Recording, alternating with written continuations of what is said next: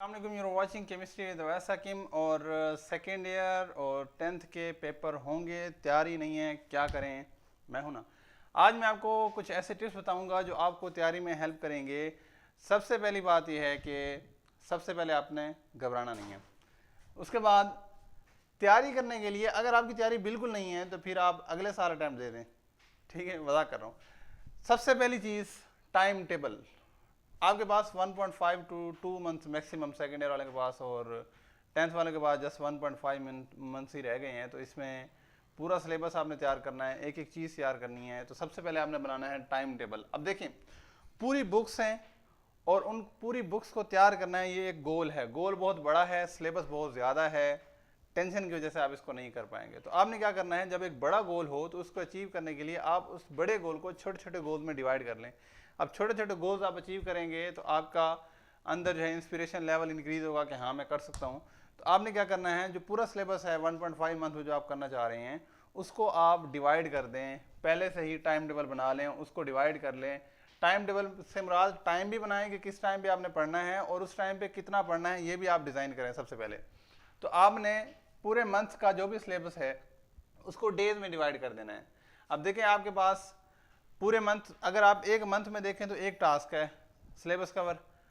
आप उसको डेज में डिवाइड कर देंगे, 30 डेज हैं, 30 टास्क हैं, हर दिन का एक टास्क होगा। अभी आप आज इतना सिलेबस कवर करना है, इतना इस सब्जेक्ट का, इतना इस सब्जेक्ट का, इतना इस सब्जेक्ट का। हर सब्जेक्ट का एक दिन में आप कुछ टास्क रख दें। मीन्स के कोई भी सब्जेक्ट है उसको आप 30 डेज पे उस पूरे सिलेबस को डिवाइड कर लें और हर दिन का सिलेबस आप उधर डिज़ाइन कर लें।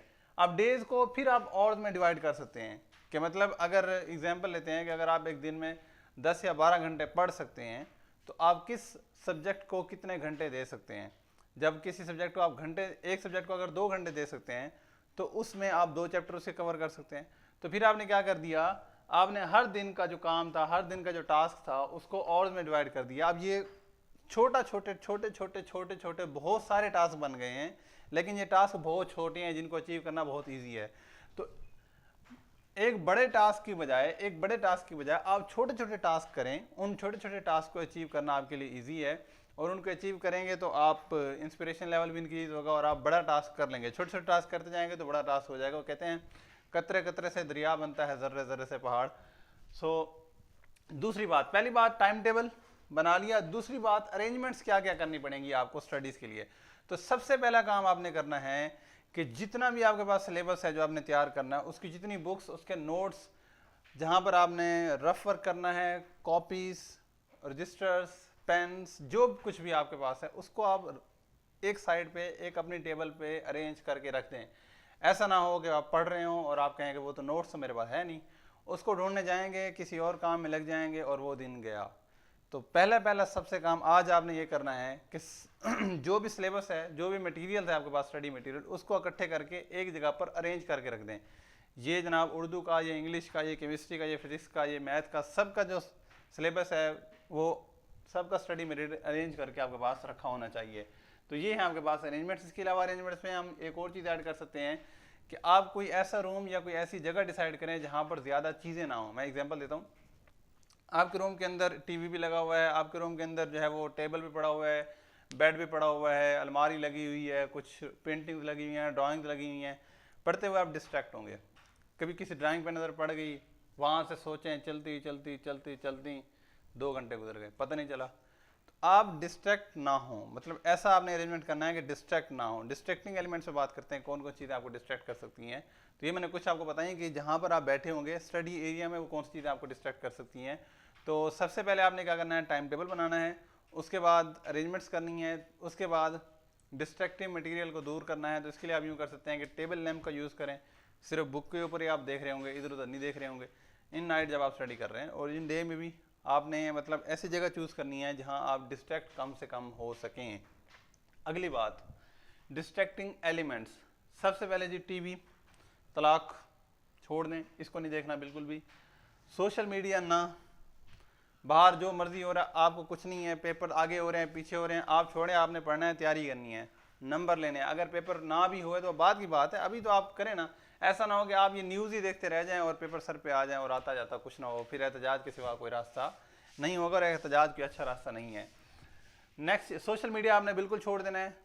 फेसबुक का जो ऐप है अपने मोबाइल से अनइंस्टॉल कर दें। इनफैक्ट मोबाइल भी किसी गार्डनर के बड़े के हाथ दे दें कि ये मोबाइल आपसे मैं तभी लूँगा जब मुझे कोई चीज़ समझनी होगी।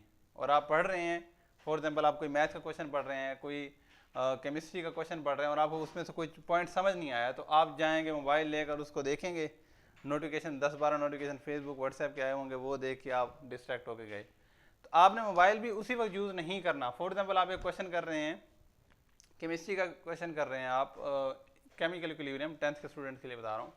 तो अगर आप केमिकल इक्विलिब्रियम कर रहे हैं, आपको समझ नहीं है, आप जाते हैं भाई चले मैं पहले देख लूँ इसको यूट्यूब से, फिर इसको समझ लूँ, फिर इसको याद कर लूँगा, नहीं, इसको रट्टा लगा लें, अभी उठना नहीं है बिल्कुल भी।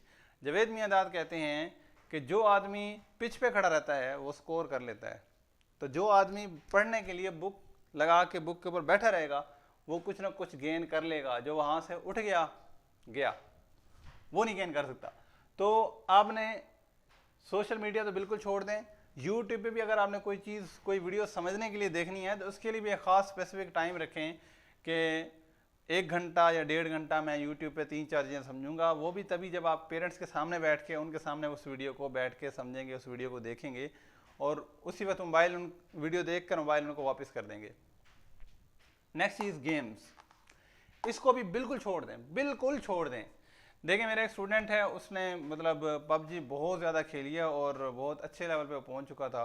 उसका फेसबुक अकाउंट जो है वो हैक हो गया और पबजी आईडी सब कुछ ख़त्म हो गया। अब क्या मिला? इतना मेहनत उसने की है, मतलब इसमें पढ़ाई का भी उसका हाल जो है, टेस्ट भी थोड़े पुअर हो गए हैं उसके। अगर वो देख रहा होगा तो उसे पता चलेगा मैं किसके बारे में बात कर रहा हूँ। तो अब उसको क्या फ़ायदा? कुछ भी इसने फ़ायदा नहीं दिया। आप इसको खेलना चाहते हैं तो 1-2 महीने के बाद भी तो खेल सकते हैं, कहीं कुछ नहीं जाएगा। हो सकता है कुछ अच्छा इसमें आ जाए, मतलब और एडवांस हो जाएगी, तो इसमें कुछ नुकसान नहीं होगा आपका। तो अगर आपने इसको खेले रखा है, जारी रखा है, भाई यार मुझे तो एडिक्शन है, मैं इसको नहीं छोड़ सकता, तो फिर आप पढ़ाई छोड़ दें। सुनने मेरी बात, पढ़ाई छोड़ दें अगर गेम नहीं छोड़ सकते तो आप, तो गेम छोड़नी पड़ेगी। गेम कुछ आप देंगे तो फिर ही कुछ मिलेगा। तो इसको तो बिल्कुल छोड़ दें, ये है ही नहीं, आपकी ज़िंदगी में नहीं है जब तक आपके पेपर नहीं होते। पेपर के बाद फिर देखेंगे क्या करना है। सोशल मीडिया में जस्ट यूट्यूब आप रखेंगे, बाकी सब कुछ ख़त्म। यूट्यूब रखेंगे, अगर यूट्यूब भी आप नहीं देखेंगे तो मेरी वीडियोस कैसे देखेंगे? तो यूट्यूब आपने मतलब कि रखनी है अपने पास, बाकी फेसबुक व्हाट्सएप कुछ भी यूज़ नहीं करना। टीवी भी ख़त्म नहीं देखना आपने। ये डिस्ट्रैक्टिंग एलिमेंट्स हैं, इनसे आपने दूर रहना है। नेक्स्ट चीज़ है कंसिस्टेंसी। जो बंदा लगातार मेहनत करता है ना, लगातार, वो आपने कछुए और खरगोश वाली कहानी सुनी है कि कछुआ ऐसा ऐसा चलता रहा लेकिन लगातार चलता रहा, वो जीत गया। खरगोश 2 जंप लगा के रुक गया। एक दिन टाइम टेबल बनाया, पढ़ेंगे आज, बैठ गए पढ़ने के लिए, 3 घंटे 4 घंटे 6 घंटे पढ़ लिए, अगले दिन सोए पड़े हैं। पहले दिन 3 घंटे पढ़ें, 2 घंटे पढ़ें, 1 घंटा पढ़ें। हर रोज़ आपने 1 घंटा पढ़ना है। 4 घंटे पढ़ते हैं तो हर रोज़ 4 घंटे पढ़ने हैं। मैं अब 1 घंटा तो रेकमेंड नहीं करूँगा क्योंकि आपके पास पूरा साल नहीं है, जस्ट 1 मंथ या इससे थोड़ा ज़्यादा है। तो इसके लिए आपने कम से कम भी जो है वो 6 और आप डेडिकेट कर दें भी पढ़ना है इसमें, और उसमें आपने सिर्फ पढ़ना है, उसमें कुछ ना कुछ गेन करना है। तो कंसिस्टेंसी बहुत इंपॉर्टेंट है। आज 6 घंटे पढ़ें, कल भी 6 घंटे पढ़ने हैं, दुनिया इधर से उधर हो जाए, आप सिर्फ पढ़ाई को कुर्बान कर सकते हैं अपने नमाज के लिए जस्ट। इसके अलावा जो आपको पढ़ाई से हटा सकती है वो हज़रत इस्राईल अलैहिस्सलाम है, जब वो आपके पास आएँ बस। अदरवाइज सिर्फ नमाज के लिए आप छोड़ सकते हैं पढ़ाई। नमाज के लिए जाएं, पढ़ के वापस आ जाएं, फिर पढ़ने बैठ जाएं। When I was in second year मेरा टाइम टेबल ऐसा ही था, मैं सिर्फ नमाज के लिए उठता था बस। अगली बात, स्मार्ट वर्क। देखें, हार्ड वर्क इज़ अ की टू सक्सेस। कामयाबी के लिए, मतलब टॉप लेवल तक जाने के लिए हार्ड वर्क चाहिए, लेकिन लाइन क्रॉस करने के लिए स्मार्ट वर्क चाहिए। उसके लिए आपको हार्ड वर्क की ज़रूरत नहीं, और हार्ड वर्क आप कर भी नहीं सकते। उसकी रीज़न ये है कि आपने पूरे 2 साल टाइम पास किया है, उड़ाया है, तो आपकी कैपेसिटी ही नहीं है स्टडी की। तो कैपेसिटी बनते हुए 1 मंथ लग जाएगा, और जब 1 मंथ लगेगा तो बाद में पेपर आए हुए होंगे आपके।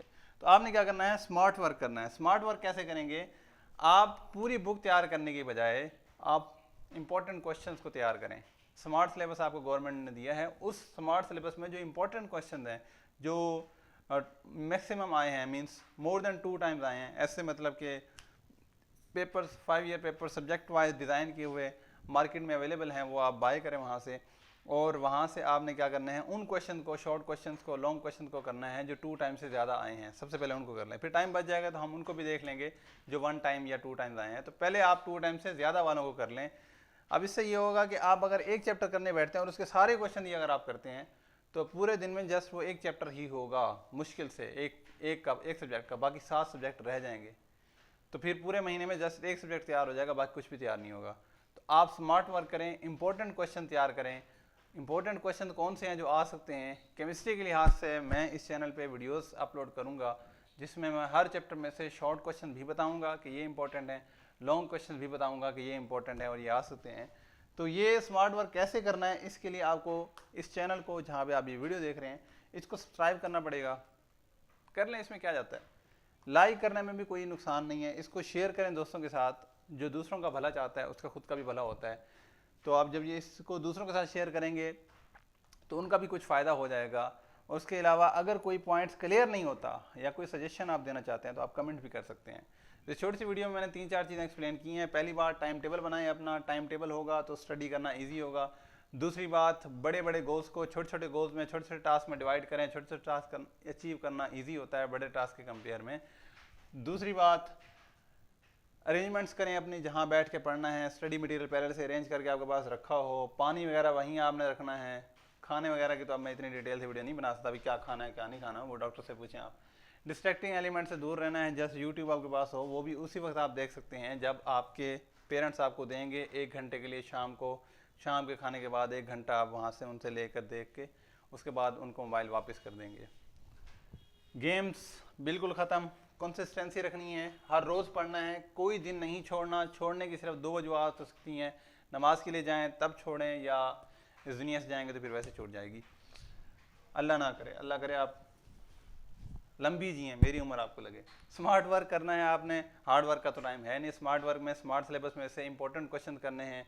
केमिस्ट्री के लिहाज से मेरी वीडियोज़ आपकी हेल्प करेंगी इसमें। तो इस स्मार्ट वर्क केमिस्ट्री के लिहाज से आप चैनल को सब्सक्राइब करें, लाइक करें, वीडियो को शेयर करें दोस्तों के साथ। कोई बात समझ नहीं आई, कोई सजेशन है तो कमेंट्स कर सकते हैं। आखिर में बस मैं यही कहना चाहता हूँ कि कोई भी गोल हो ना, वो अचीव किया जा सकता है। जस्ट आपने हार्ड वर्क करना है, कंसिस्टेंसी रखनी है और लगे रहना है। लगे रहेंगे तो गोल अचीव हो जाएगा। जब आप छोड़ देंगे रास्ते में तो फिर नहीं अचीव हो सकता। तो अगर कामयाबी चाहिए, लगे रहें, इंशाल्लाह आप कामयाब होंगे। अल्लाह हाफिज़।